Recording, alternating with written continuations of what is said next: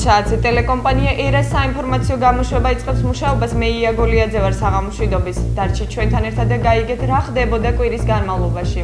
ეგრეთ წოდებული ხოფის ბაზრობის საქმეზე დაკავებულს ორთვიანი წინასწარი პატიმრობა შეუფარდეს. ბათუმის საქალაქო სასამართლომ რუსლან ქოთელიძის წინააღმდეგ საქმე 240-ზე მუხლით აღძრა, რაც თავისუფლების აღკვეთას 2-დან 5 წლამდე ითვალისწინებს. 7 დეკემბერს სავაჭრო ცენტრ 2009-ში მომხდარ ინციდენტზე მოვაჭრეები პასუხისმგებლობას ადმინისტრაციას აკისრებენ. ბაზრობამ მუშაობა უკვე განაახლა. შეგახსენებთ, რომ პიროტექნიკის აფეთქების შედეგად ხოფის ბაზარზე 70 ობიექტი დაიწვა. შემთხვევას რამდენიმე ადამიანის სიცოცხლე უსმენლა. შინაგან საქმეთა სამინისტროს საგანგებო სიტუაციების მართვის დეპარტამენტში შემოვიდა შეტყობინება ქალაქ ბათუმში სავაჭრო ცენტრი ბათუმის ტერიტორიაზე ხანძრის გაშენის შესახებ. იმავდროულად ადგილზე გავიდნენ შინაგან საქმეთა სამინისტროს საგანგებო სიტუაციების მართვის დეპარტამენტის სამაშველო ჯგუფები, საპატრულო პოლიციისა და აჭარის მთავარი სამმართველოს თანამშრომლები. ერთობლივი და კოორდინირებული მუშაობის შედეგად მოხდა ცენტრის ტერიტორიიდან მოსახლეობის გაყვანა და ხანძრის ლიკვიდაცია. 10 დეკემბერი ადამიანის უფლებათა საერთაშორისო დღედ 1948 წლიდან აღინიშნება. რა სახის უფლებები ირღვევა ყველაზე მეტად საქართველოში? პასუხები ჩვენს რეპორტაჟში. სიცოცხლისა და პირადი ხელშეუხებლობის უფლებები, გარანტირებული მიმოწერის საიდუმლოება, მიუკერძოებელი სასამართლოს მიერ დაცვის უფლება. სწორედ ამ საკითხთა გათვალისწინებით უკვე 54 წელია, რაც მსოფლიო ადამიანის უფლებათა საერთაშორისო დღეს აღნიშნავს, მათ შორის საქართველოც. ადამიანის უფლებების დაცვას ემსახურება სხვადასხვა უწყება. მიუხედავად ამისა, რა სახის უფლებები ირღვევა საქართველოში, გახმაურებული დანაშაულებისა და მისი აღმოფხრის გზებზე ახალგაზრდა იურისტთა ასოციაციის წარმომადგენელი გიორგი ხიმშიაშვილი საუბრობს. გასული 1 წლის მონაცემებს თუ შევაფასებთ და გავუკეთებთ ანალიზს ადამიანის უფლებების დაცვის კუთხით, უნდა ითქვას, რომ არის პოზიტიური მომენტები, როდესაც ხელისუფლების მხრიდან გაცილებით უკეთ ხდება ადამიანის უფლებებზე ზრუნვა დაცვის თვალსაზრისით, ვიდრე სხვა გასულ წლებთან მიმართებით. რაც შეეხება დარღვეულ უფლებების თვალსაზრისით, დღემდე არსებობს უფლებათა გარკვეული მიმართულება, სადაც არ არსებობს, ასე ვთქვათ, ეფექტური მექანიზმი მათი დაცვის კუთხით. ეს გახლავთ შრომითი უფლებები, ქალთა ძალადობა რელიგიური უმცირესობების მიმართ, როდესაც არ ხდება მათი უფლებების, ასე ვთქვათ, ხელყოფის აღმოფხვრა სათანადო მექანიზმებით. და ჯერ კიდევ შეინიშნება ასევე, რადგან აქტიურად მუშაობთ, ეს არის პერსონალური უფლებების დაცვა, რომელიც შეეხება ფარულ მოსვენებთან მიმართებით, არსებულ საკანონმდებლო ხარვეზებს. რა თქმა უნდა, პოზიტიურად შეგვიძლია შევაფასოთ, მაგრამ ჯერ კიდევ არ არის ის მაღალი სტანდარტი, რომელიც არის ადამიანის უფლებათა ევროპული ღირებულებების თვალსაზრისით, საქართველოს ხელისუფლებამ ამ კუთხით აქტიურად უნდა იმუშაოს. ქალთა უფლებების დაცვამ კიდევ ერთხელ გააერთიანა საზოგადოება. აქცია, რომლის მიზანსაც წარმოადგენდა ქალთა მიმართ ძალადობის აღმოფხვრა, მოსახლეობამ ერთხმად დაგმო სიტყვებით არა ძალადობას. 16 დღიანი კამპანია საქართველოს მასშტაბით 10 დეკემბერს ადამიანის უფლებათა საერთაშორისო დღეს დასრულდა. რამდენად არის საქართველოში მოსახლეობის უფლებები დაცული, რა სახის უფლებათა დარღვევები შეინიშნება, ბათუმის მკვიდრთა შეხედულებები და რეკომენდაციები. ჩემს მიმართ არანაირი უფლებები არ ირღვევა და დანარჩენი სხვა მიმართებაში არ ვიცი. რომელი დარღვევა უნდა ამოირჩიო, იმდენი დარღვევებია. ადამიანის უფლებებში იმდენი დარღვევებია, რომ რომელი უნდა ამოირჩიო და რომელი უნდა თქვა. 90% არაა დასული, 80% დანარჩენი. როგორც ტელევიზიის საშუალებით გადმოიცემა, ეს შემთხვევები ხშირია. უპირველეს ყოვლისა, სახელმწიფომ უნდა მიიღოს კანონი, შესაბამისი, რომ რაც შეიძლება სწრაფად იყოს მიღებული შესაბამისი ზომები ნებისმიერი კანონის დარღვევის შემთხვევაში. ანუ არ უნდა იყოს რაღაც სასამართლოები და შემდეგ მიღებული გადაწყვეტილებები. ეგრევე უნდა ახდენდეს რეაგირება ამ საკითხთან დაკავშირებით. ძირითადი ფუნდამენტური უფლებები ჩემი აზრით არ არის დაცული რა. მაგრამ ეხლა რაც შეეხება თანამედროვე ტენდენციებს, რაც შეეხება დღესდღეობით, უფრო არის დაცული. ანუ წინა 2 წელთან შედარებით დღეს უფრო ნელ-ნელა იდგმება ამისკენ ნაბიჯები, თუმცა ამ მიმართულებით გასაკეთებელი ბევრია კიდე, მაგრამ ამისკენ იდგმება ნაბიჯები ნელ-ნელა და ალბათ იმედი ვიქონიოთ, რომ უახლოეს მომავალში მივაღწევთ ოპტიმალურ მდგომარეობას ამ მხრივ. ადამიანის უფლებები საქართველოში როგორც საჭირო უნდა იყოს, ის არაა დაცული ადამიანის უფლებები. ძალადობის ფაქტები ეს ძალიან ცუდია. ხდება ძალადობა, ეს რაც ჩვენ ნახეთ გადმოცემები ტელევიზიით, ეს საშინელებაა, ეს არ უნდა ხდებოდეს. ძალადობა უნდა აღიკვეცოს აუცილებლად. ეს როგორ შეიძლება ძალადობა ოჯახებში ხდება, ახლობლებს შორის ხდება ძალადობა, ესო და მოისპოს როგორ რაც შეიძლება ეს თავრობოდა შეიძლება თავრობის ის პრეროგატივა ესა 1948 წლის დეკლარაციამ საფუძველი ჩაუყარა ადამიანის უფლებათა დაცვის შესახებ მრავალ საერთაშორისო ხელშეკრულებას, მათ შორის ისეთ უმნიშვნელოვანეს საერთაშორისო სამართლებრივ აქტებს, როგორებიცაა ხელშეკრულება საერთაშორისო სამოქალაქო და პოლიტიკურ უფლებათა შესახებ და საერთაშორისო პაქტი ეკონომიკურ, სოციალურ და კულტურულ უფლებათა შესახებ, რომლებიც 1966 წელს მიიღეს ძალაში, 1976 წელს შევიდა. როგორ აფასებენ ბათუმელები მთავრობის 2 წლიან მუშაობას, რა მოწონთ და რა იწვევს მათ უკმაყოფილებას. ამ კითხვით ტელეკომპანია ერამ გამოკითხვა ბათუმის ქუჩებში ჩაატარა. ნახეთ ადგილობრივების მოსაზრებები. თავისუფლების მხრივ ჩემო, მაგრამ ეკონომიკური პროგრამა არ აქვს მთავრობას, რას აპირებს ამ 4 წლის განმავლობაში. ეს უკვე ეკონომიკური გუნდის სისუსტეა. რომ ხელისუფლება რომ მოდის, ეკონომიკური პროგრამა უნდა კონდეს 4 წელში რას გააკეთებს, რომ სოციალური და უმუშევრობის პრობლემა როგორ დაძლიოს ქვეყანაში. შიში აღარ არის, რომ რაღაცაზე შეიძლება შარი მოგდონ და დაგაგავ. და როგორც ასეთი ეკონომიური მხრივ ვერ გაამართლა მთავრობა. უნდა გამოარჩიოს ეკონომიკური პრიორიტეტები, ინვესტიციების ძახილი, რომ ინვესტიციები მოიზიდოთ, მასე არ კეთდება. კანონმდებლობა უნდა იყოს ისეთი, რომ ინვესტორი მოიზიდოს, ბანკის საპროცენტო სარგებელი უნდა იყოს დაბალი, რომ ეკონომიკა განვითარდეს და თვითონაც ხელი უნდა შეუწყოს როგორც პარლამენტმა, ისე მთავრობამ, რომ ეკონომიკა წამოიძიოს. მომწონს ყველაფერი შეიძლება და არ მომწონდეს ყველაფერიც. მომწონს ის, რომ გადაყარენ ისინი და მათ მოვიდნენ, მაგრამ მათი მოსვლითაც ვიფიქრე რაღაც ავშენდებოდი თქვა დიდი არაფერი არ გამოჩენილა. ის რომ პენსია არ მოემატა პენსიონერებს, ეს უკვე ერთი არის. ესეც რომ დავიდამანებოდ, ამ კოჰაბიტაციით და იმით ხალხი შეიკლენ, რომ იმათთან მეგობრობენ. თუ მეგობრობენ, რაღაც უნდათ, ამეთი გადაყრა და რა ვიცი, ვფიქრობ, რომ მოსვლით ძალიან კარგია. ბევრი რამე შეიცვალა, სიკეთისკენ მიდის, აგეთ სამედიცინო დახმარებებია, უფასო ყველაფერი. ეს ხალხისთვის დიდი მნიშვნელობა აქვს ამას. ზოგ შეიძლება პენსიაზე მეტად ისჭირდებოდეს, მაგრამ პენსიონერს მაინც პენსია ჭირდება. აი ეს არის. დანარჩენი ახალგაზრდები არიან, ალბათ რამეს კიდო გამოასწორებენ, კიდო წინ წავლიან. იმათ ყოველ შემთხვევაში აჩვენებენ. გაჭირვება დარჩა, უმუშევრობა დარჩა და რა ვიცი და ახლა ბათუმელი კაცი ვარ და რაფერს უყურებ, ვერაფერს ვერ ხედავ ჯერ და. ალბათ რაც ხა იქნება, რა ვიცი მე. მომავალში რა იქნება ვერ გეტყვი.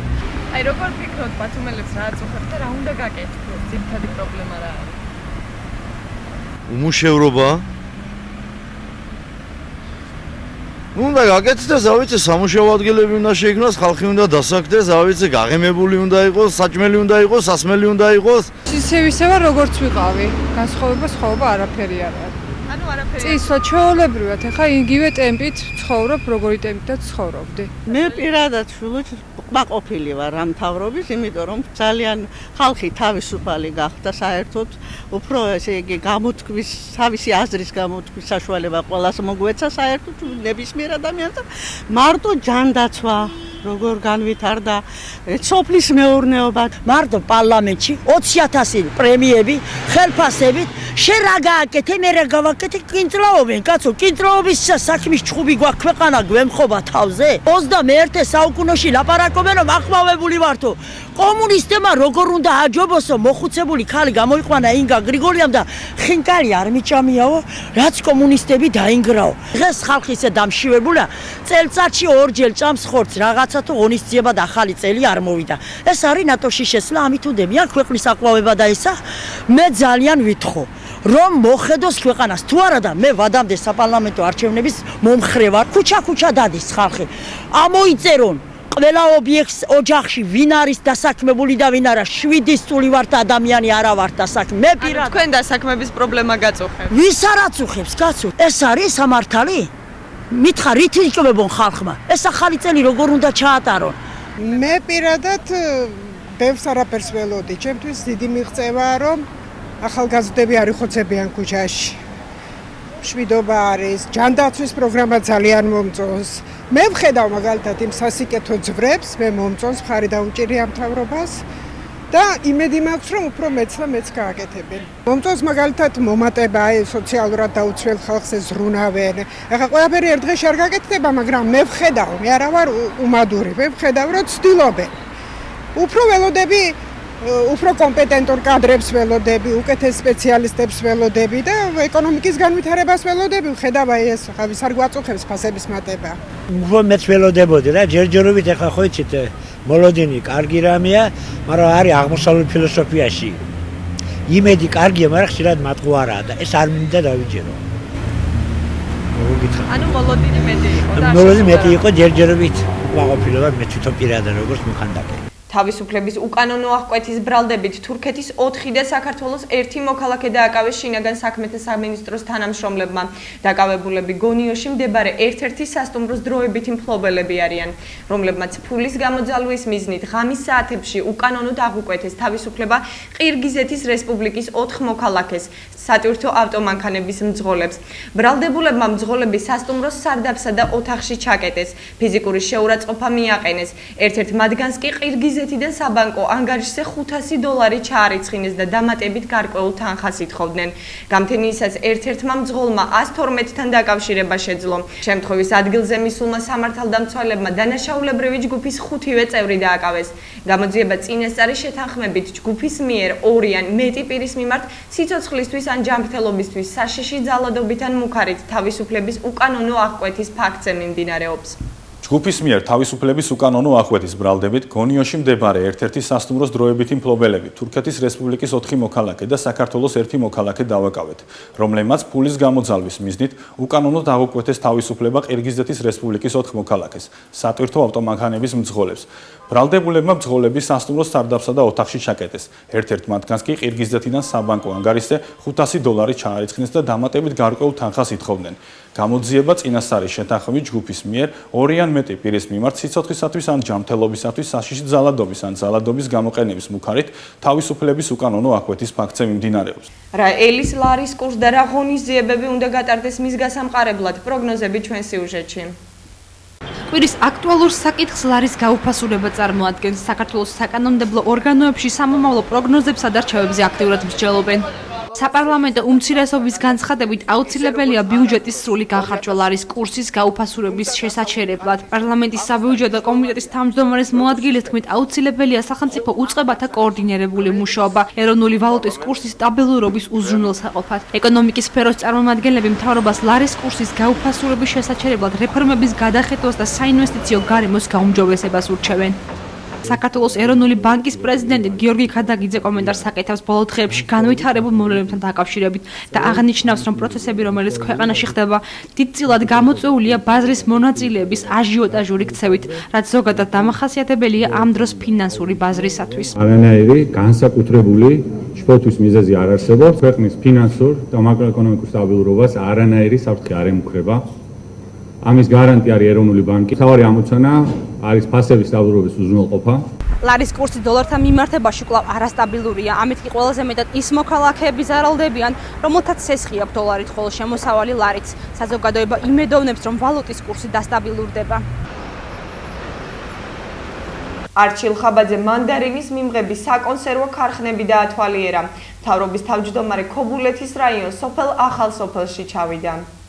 აჭარის მთავრობის თავმჯდომარე სოფლის მეურნეობის მინისტრთან ერთად არასტანდარტული მანდარინის მიმღების საკონსერვო ქარხანები დაათვალიერეს. ქობულეთის მუნიციპალიტეტის სოფელ ახალ სოფელში შეპესეტისიეფ ჯორჯიას არასტანდარტული მანდარინის მიმღების საკონსერვო ქარხანა 2014 წელს ამოქმედა და სეზონისათვის 13,000 ტონამდე არასტანდარტულ ნაყოფს მიიღებს. ქარხანა მანდარინისგან შაქრიან და უშაქრო კონცენტრატს აწარმოებს, რომელიც უკრაინაში ნახევარ ფაბრიკატის სახით გადის. მიმღები პუნქტი, რომელიც პარაფირებას აკეთებს, პირველად აჭარის ისტორიაში ქობულეთში ხდება პარაფირება, რომელიც ახალ სტანდარტებზე, ახალ რეალობაში გადაყავს ჩვენი წარმოება, დაახლოებით 1 თვით აგრძელებს მანდარინის ასე ვთქვათ, მანდარინის 1 თვით უხანგრძლივებს პროცესს, რეალიზაციის შემთხვევაში გვაქვს უფრო კარგი შედეგები ამ შემთხვევაში. მეორე საწარმო, რომელიც არასტანდარტულ ციტრუს ჩაიბარებს და გადაამუშავებს, არის შეპესე აქტივების მართვის ქართული ინდუსტრიული ჯგუფის საკონსერვო ქარხანა, რომელიც მიიღებს 15,000 ტონამდე არასტანდარტულ ნაყოფს. შევქმნით ისევ ქობულეთში მეორე ქარხანა, რომელიც მიიღებს კონცენტრატს და ის რიგები, რომელიც იყო ერთი ქარხნის შემთხვევაში ერთი გადანაწილდება და დღეიდან იწყებს უკვე 20 საათიანი მუშაობა აღნიშნული ქარხანა, ფიქრობ, რიგების პროცესიც პრობლემას დარეგულირდება. ЧПС TCF ჯორჯიას მიღებული და გადამუშავებული აქვს 200 ტონა ციტრუსის არასტანდარტული ნაყოფი, ხოლო აქტივების მართვის ქართულ ინდუსტრიულ ჯგუფს კი 3434 ტონა. წელს ციტრუსის მოსალოდნელი მოსავალი 73 ტონას შეადგენს, მათ შორის მანდარინი 77145 ტონა, პორტოხალი 4678 და ლიმონი 1177 ტონა. ფიქრობ, წელს პრობლემა არ გვექნება და ზოგადად რაც იქნება მიმდინარე სწრაფად ოპერატიულად მოგვარების მოგვარება შესაძლებელი იქნება. ქედის რაიონის 12 სოფელს, სადაც 20 წელია სკოლამდელი დაწესებულება არ არსებობს, ამიერიდან ცხმორისა და დანდალოში გახსნილი ახალი ბაღები მოემსახურება. გახსნის ცერემონიას აჭარის მთავრობის თავმჯდომარე დაესწრო. დანდალოსა და ცხმორისის სოფლებში 2 ახალი ბაღი ფუნქციონირებს, რომლებიც 150 სკოლამდე ბავშვს აღზრდიან. დანდალოსა და ცხმორისის ბაღები 12 სოფელს მოემსახურება, რითაც სკოლამდელ ბავშვთა აღზრდის პრობლემა გადაიჭრება. ბაღებში 23 ადგილობრივია დასაქმებული, იმუშავებს მედ და ფსიქოლოგი და ლოგოპედი. ამ სოფლებში 20 წელია სკოლამდელი დაწესებულება არ არსებობს. 6 ბაღის მშენებლობა იყო დაგეგმილი, სულ დაეხარჯება ბიუჯეტი განსაზღვრული იყო $1,000,000 ლარამდე.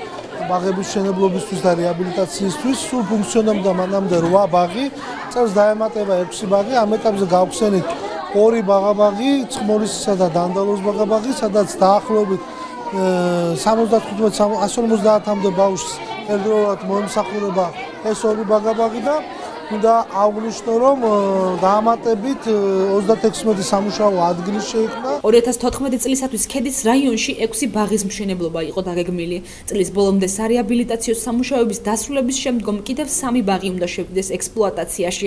განსაკუთრებით აღსანიშნავია ვაიოს სოფლის ბაღი, რომელიც რეაბილიტირდება ყველა სტანდარტის გათვალისწინებით. საერთო ჯამში 14 ბაღი ქედის რაიონის პრობლემას მთლიანად მოაგვარებს. 2015 წლისათვის ქედას 2 ბაღი დაემატება და საერთო ჯამში 1000-მდე ბავშვს შეეძლება სკოლამდე დაწესებულებაში სიარული. უთმობენ თუ არა გზას ფეხით მოსიარულეებს სატრანსპორტო საშუალების მძღოლები ქვეით და გადასასვლელებზე.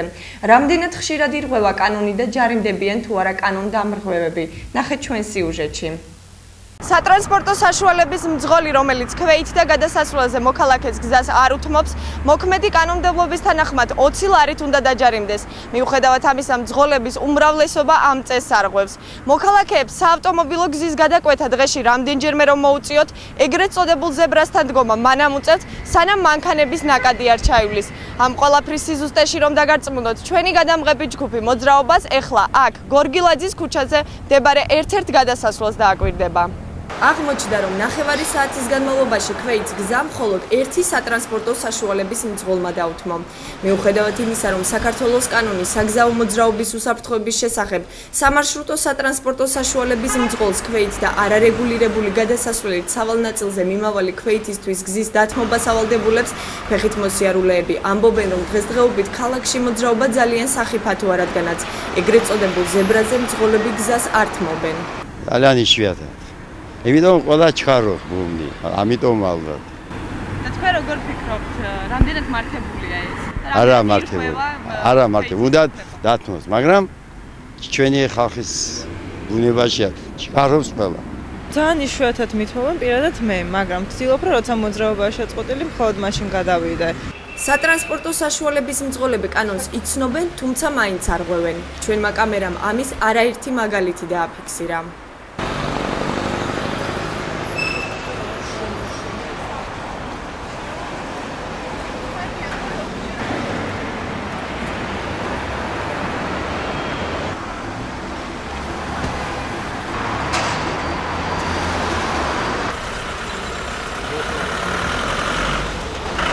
თუმცა არიან კანონმორჩილებიც. რამდენიმე სატრანსპორტო საშუალების მძღოლმა ჩვენთან საუბრისას აღნიშნა, რომ საგზაო მოძრაობის წესებს ემორჩილება და ქვეითა გადასასვლელებთან ყოველთვის ჩერდება. ნამდვილად აჩერებ, ვცდილობ რომ გავატარო ქვეითად მოსვლა გავიარო მე. უნდა დარეგულირდეს, ჩვენც უნდა გავატაროთ გადასასვლელზე და ისინიც უნდა გადავიდნენ გადასასვლელებზე ალბათ. ყოველთვის ვთქვათ, სადაც შეგვხვდება ეს ნიშანი ქვეითთა გადასასვლელების და ვიცავ წესრიგს. ეს არის გაკუთვნილი ქვეითთა გადასასვლელების, რომ ყურადღებით და ლამაზად გაიაროს და თავისუფლად გაიარონ. ამიტომ ყოველთვის ვიცავ ღოლები მაგალითად მე წესრიგს. ტელეკომპანია ერა დაინტერესდა იმითაც ხდება თუ არა კანონის აღსრულება საგზაო წესების დარღვევისთვის ფაქტის დაფიქსირებისას. საპატრულო პოლიციასთან დაკავშირება რამდენჯერმე ვცადეთ, თუმცა კომენტარზე უარი მივიღეთ. ჩაწერილ მასალაზე დაყრდნობით შეიძლება ითქვას, რომ ნახევარი საათის განმავლობაში პატრულს ამ კონკრეტულ დარღვევებზე არც ერთი ოქმი არ შეუდგენია. აჭარაში ბათუმელ და პოლონელ ბიზნესმენთა ფორუმი გაიმართა, რომლის მიზანს რეგიონებს შორის არსებული ევროპული და სავაჭრო თანამშრომლობის გაღრმავება წარმოადგენდა. შეხვედრაზე სილეზიის სავაჭრო პალატის ხელმძღვანელი რიჩარდ ტურჟანსკი და პალატის სხვა წევრები იმყოფებოდნენ. შეხვედრაზე მოიწყო დარგობრივი პროექტების პრეზენტაციები. ფორუმს აჭარის ფინანსთა მინისტრი, ქალაქის მერი, სავაჭრო სამრეწველო პალატის ხელმძღვანელი, პოლონელი და ადგილობრივი ბიზნესმენები ესწრებოდნენ. შეგახსენებთ, რომ აჭარა სილეზიას 2011 წელს დაუმეგობრდა. რეგიონებს შორის გაფორმებულია თანამშრომლობისა და მეგობრული ურთიერთობის განვითარების შესახებ შეთანხმება. აჭარის ავტონომურ რესპუბლიკასა და სილეზიის ოლქს შორის, პოლონეთის სახელმწიფოს ერთად ოლქს შორის მოგეხსენებათ, ბოლო 5 წლის განმავლობაში გვაქვს ახლო მეგობრული ურთიერთობა, გვაქვს პარტნიორული ურთიერთობა, როგორც კულტურის, ტურიზმის ასევე სხვა მიმართულებებით. დღეს პირველად დაიგეგმა და სილეზიის ოლქის ბიზნესმენთა ჯგუფი ჩამოვიდა, რომელიც გაეცნობა აჭარის პოტენციალს, საინვესტიციო პოტენციალს, გავაცნობთ ჩვენს რეგიონს და გვაქვს იმედი, ასევე ჩვენ ადგილობრივ ბიზნესმენებთან ექნებათ შეხვედრები, პირისპირ შეხვედრები, ინფორმაციის გაცვლა, გამოცდილების გაცვლა, ინტერესების გამოხატვა მოხდება სავარაუდოდ და გვაქვს იმედი, რომ ამ შეხვედრიდან რაღაც 1-2 ან 3 პროექტი განხორციელდება. ასევე ძალიან მნიშვნელოვანი ამ ეტაპზე მათთვის გაცნობა ჩვენი ასოცირების ხელშეკრულების გაფორმებიდან გამომდინარე იმ შედეგებზე და შესაძლო შეღავათებზე, რომელიც შეიძლება ჩვენთან წარმოებას მოყვეს და ევროპაში შემდეგ გატანას და ამიტომ მათი გამოცდილება ჩვენი სიტუაცია დღევანდელი და პოტენციალი ერთმანეთთან გვინდა შევაჯეროთ და აქედან გამომდინარე მივიღოთ რაც ახალი პროდუქტი. დაინტერესება არის პოლონეთის მხრიდან და ვფიქრობ, რომ შედეგს მივაღწევთ. ქალაქის მერმა ხელი გერმანია საქართველოს ფინანსური ურთიერთთანამშრომლობის ხელშეკრულებას მოაწერა. კომპანია ეჯიტაში წყლის სისტემისარეაბილიტაციო სამუშაოებს ჩაქვიდან დაიწყებს. ბათუმის მუნიციპალური ინფრასტრუქტურის რეაბილიტაციის პროექტები გრძელდება. ამჯერად ქალაქის მერმა გერმანია საქართველოს ფინანსური თანამშრომლობისა და ევროკავშირის მხარდაჭერით ხელშეკრულებას მოაწერა ხელი, რომელიც ითვალისწინებს წყლის სამარაგო რეზერვუარებისა და ქსელის რეაბილიტაციას, ასევე კომპაქტური წყლის გამწმენდი ნაგებობების მოწყობას შესაბამისი წყალარინების ქსელთან ჩაქვის მწვანე კონცხისა და მახინჯაურის ტერიტორიაზე. ეს იყო ჭაობი, ბონგარადობი, ბენზებარცხანა, თამარის დასახლება, მახინჯაური, მწვანე კონცხი, ჩაქვი. ამ პროექტების ფარგლებში ჩვენ დავამთავრეთ საპროექტო სამუშაოები, კიდევ ერთხელ გამეორდები. ეხლა მიდის უკვე ხელშეკრულებების გაფორმება, ხელშეკრულება გავაფორმეთ დღეს ჩვენ კომპანია ეჯიტაშთან, რომელიც უშუალოდ სამუშაოების წარმოებას დაიწყებს ჩაქვის ტერიტორიაზე. ეს იქნება მთლიანად წყლის სისტემის რეაბილიტაცია და ერთხელ და სამუდამოდ უკვე ამ პროცესს დავამთავრებთ. ეს არის 27 თვიანი კონტრაქტი, ანუ 27 თვის განმავლობაში ჩვენ მთლიანად მივიღებთ რეაბილიტირებულ წყლით მომარაგების სისტემას. კონტრაქტის მიხედვით პროექტი 27 თვეში დასრულდება და ღირებულება 4.80.571 ევროს შეადგენს. ევროკავშირის მეზობლობის საინიციატივო ფონდი უზრუნველყოფს საგრანტო სახსრებს მუნიციპალური ინფრასტრუქტურის პროექტის ფარგლებში, რაც ბათუმის თითოეული მაცხოვრების ინდივიდუალურ გამრიცხვალიანებას გულისხმობს. გრანტის ოდენობა 4.500.000 ევროს შეადგენს. ეს პროექტი დაფინანსებულია გრანტით. 4 მილიონი გამოყო ევროკავშირმა ჩაქვის სოფლების წყლის საკითხის მოსაგვარებლად. ასევე ძალიან სასიამოვნოა, რომ ევროკავშირთან ხელმოწერილი ასოცირების ხელშეკრულება არა მარტო სიტყვა, არამედ ის კონკრეტულად ციფრებში გამოიხატება საქართველოს მოსახლეობისათვის და ევროკავშირი მაქსიმალურად ყურადღებას მიადევნებს ამ პროექტის განხორციელებას. 30 წლიანი პაუზის შემდეგ 24 დეკემბერს ბათუმის პორტიდან პირველი საკრუიზო ხომალდი გავა. იზაბელა 1000 მგზავრის გადაყვანას შეძლებს. ლაინერი მარშრუტით ბათუმი, სოჭი, სტამბული 2015 წლის 18 იანვრამდე გადაადგილდება. ახალი ტურისტული პაკეტის პრეზენტაცია გემის საკონფერენციო დარბაზში გაიმართა, რომელსაც ადგილობრივი ხელისუფლების წარმომადგენლები დაესწრნენ. მიღებაზე რეგიონში აკრედიტებული დიპლომატიური კორპუსისა და ტურისტული კომპანიის წარმომადგენლებიც იმყოფებოდნენ. იზაბელა 1-ზე კაზინო, კაფე, ბარები, რესტორნები, საკონცერტო დარბაზი და duty free მაღაზია ფუნქციონირებს. გემი კომპანია Paradise Cruise and Ferries ეკუთვნის, რომლის ექსკლუზიური წარმომადგენელია ტურისტული კომპანია Gemini. ჩვენთვის ძალიან მნიშვნელოვანი იყო მით უმეტეს საზღვაო კურორტის განვითარების კუთხით, იცით რომ წელს ძალიან დიდი ყურადღება მიექცა და 30-მდე გემი საკრუიზო შემოვიდა მხოლოდ აჭარაში, ბათუმში, ჩვენს პორტში, ეს ორჯერ მეტია ვიდრე მანამდე იყო წინა წლებში. მაგრამ გვინდოდა იმ ძველი ტურისტული მარშრუტის აღდგენა, რაც შავ ზღვაზე ადრე მოძრაობდა, ასე ვთქვათ, იყო ბათუმის, ოხუმი, ვთქვათ, ძველი რეისი მაქვს ხედულობაში, სოჩა, ოდესა, იალტა. ეს რეისი ალბათ ვერ აღდგებოდა, მაგრამ ჩვენ დამატებით სხვა ქვეყნებთან ერთად ეს თურქეთი იქნებოდა, ბულგარეთი თუ სხვა რუმინეთი, მათთან ერთად გაგვეკეთებინა პროექტი.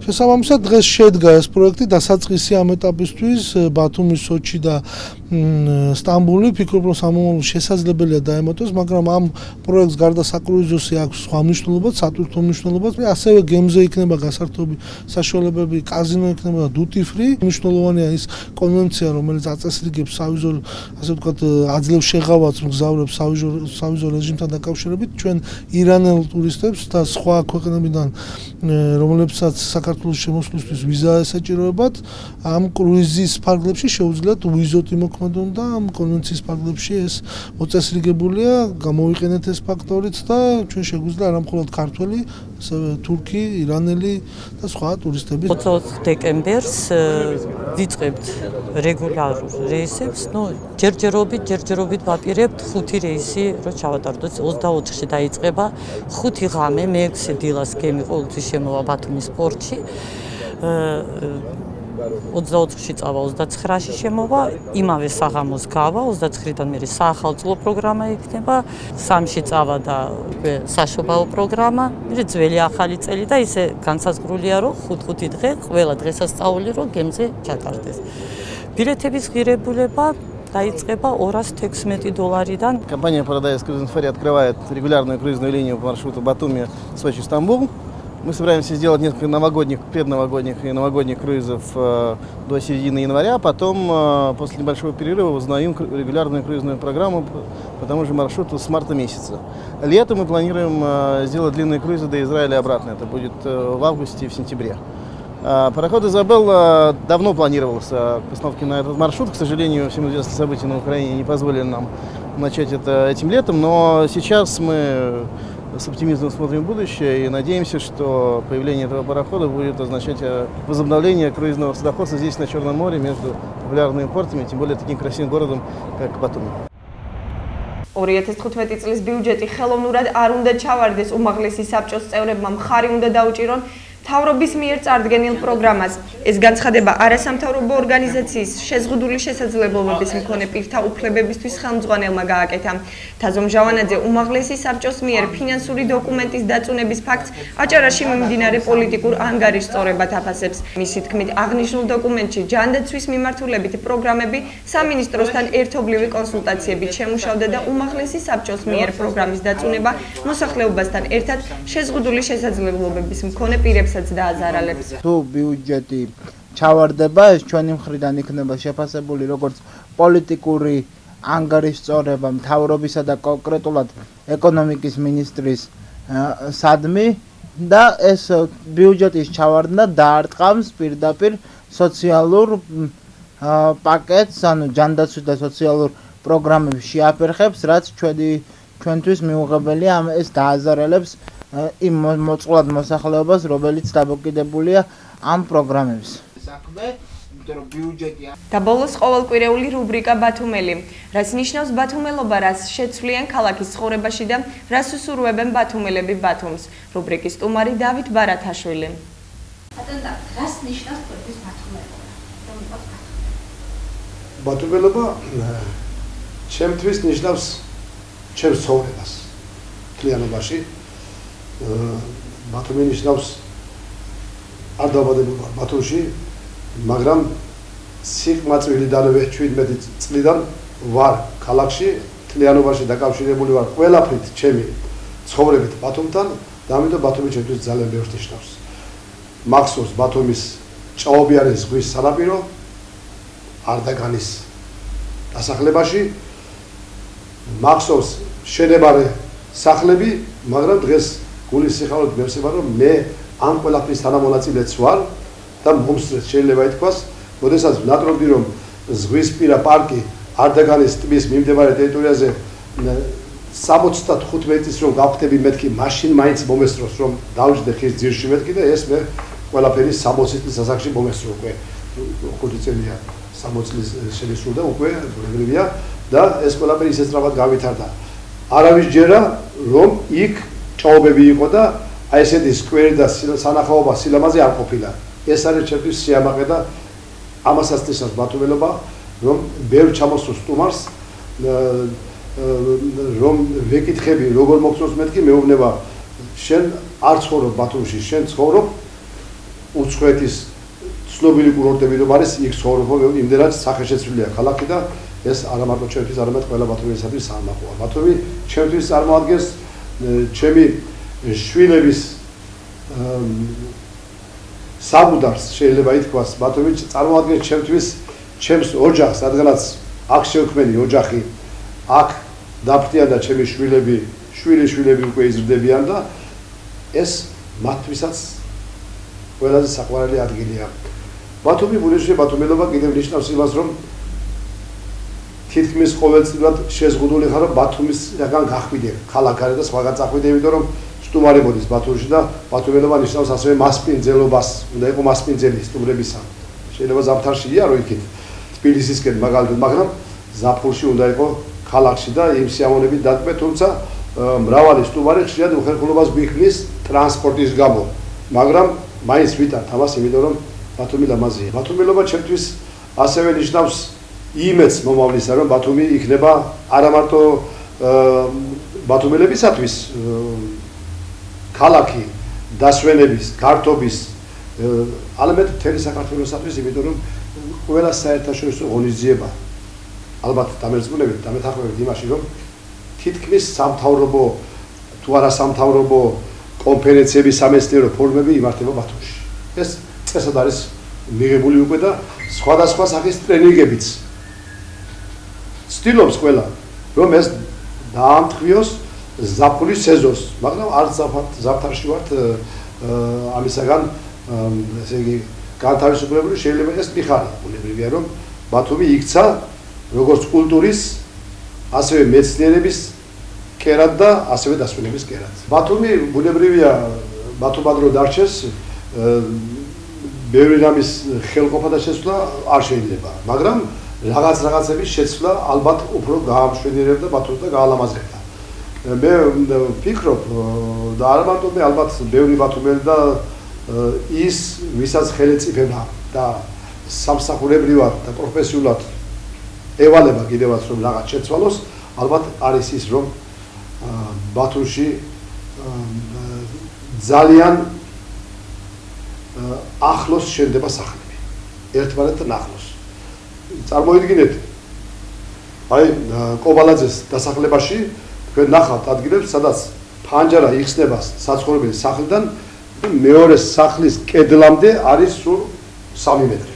გარდა ამისა, სახლები შენდება ისე, რომ ზღვიდან აერაცია ზღვიდან ქალაქის სხვაობებს ვეღარ წვდება აერი, უკვე ზღვის მონაბელი აერი ქალაქის სხვაობებს ვერ წვდება და ალბათ არქიტექტურაში ცოტა ამ კუთხით ყურადღება მისაქცევია, რომ ისე დაიგეგმოს სახლების შენობობა, რომ ზღვის აერს წვდომა ჰქონდეს ქალაქის მეორე მხარემდე.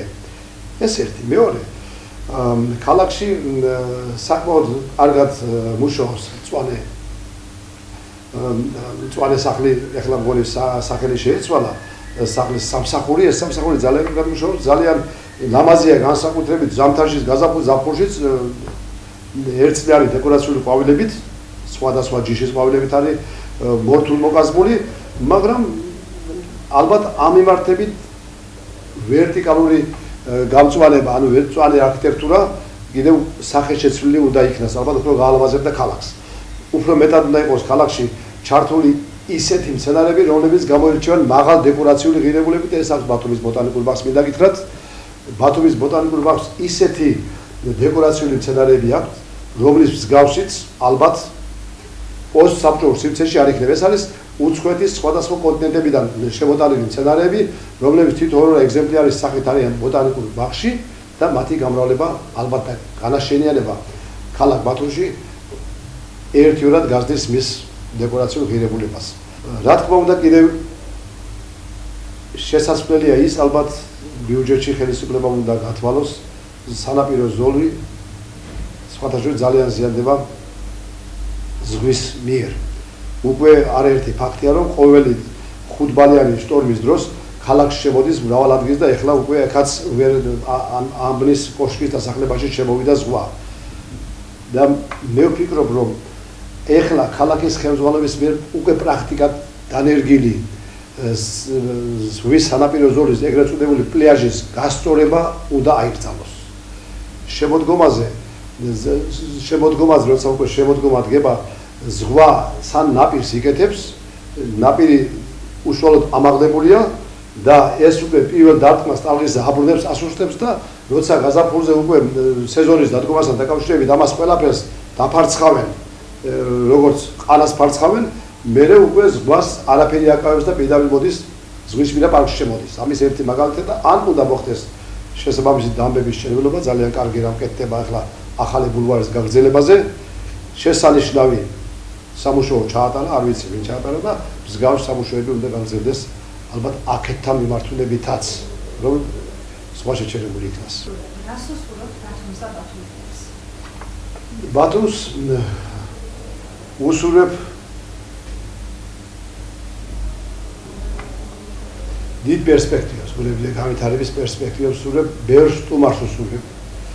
იმიტომ რომ ბათუმი ასე თუ ისე ტურისტული ქალაქია, ბევრ ზიან დღეს უსურვებ, იმიტომ რომ რაც უფრო მეტია მზიანი დღე, მით უფრო მეტი ტურისტი ჩამოვა ჩვენთან და ჩამოსული სტუმარი დროის მოკლე მონაკვეთში არ შეწყვეტს დასვენებას და უკან არ გაემგზავრება. ხდება ასეთი ცხოვრება, ჩამოვიდა ერთი კვირე ჩვენთან წვიმიანი დღეებია და ტურისტი მიდის უკვე, იმიტომ რომ სულ 2 კვირია ხარ, 3 კვირა და უნდა ის ნორმალურად გაატაროს. ბუნებრივია, ბევრი დამსვენებელი გვინდა ჩვენ ქალაქის განვითარებისთვისაც, მოსახლეობა რომ მისი პროდუქტები გაასაღოს, მოსახლეობას ეკონომიურად ცოტა გაძლიერდეს, ბუნებრივია, უსურვებდი ამას, უსურვებდი ყველა იმ გეგმების განხორციელებას, რომელიც ბათუმისათვის, ბათუმის ხელმძღვანელობის, ბათუმის მერის აჭარის მთავრობის მიერ დაგეგმილია ყველა განხორციელებული იყოს. ამიტომ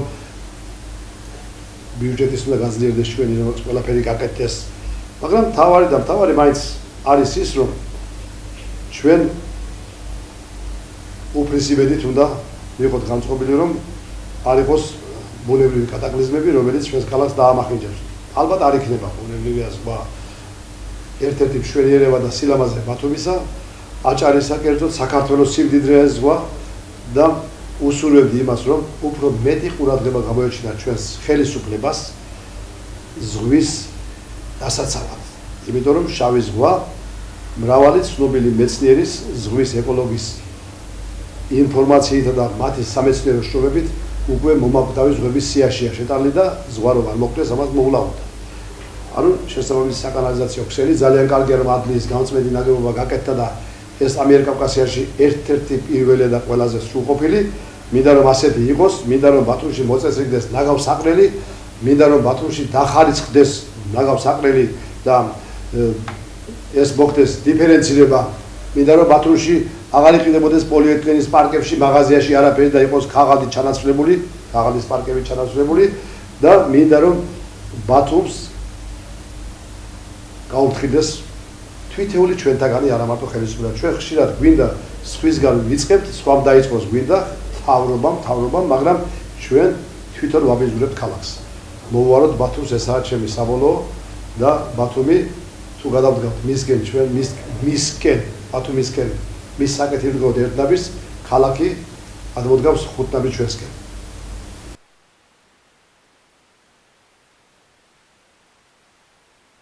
ეს იყო კვირის ამბები იაგოლიაძესთან ერთად მე მომავალ კვირამდე გემშვიდობებით ნახვამდის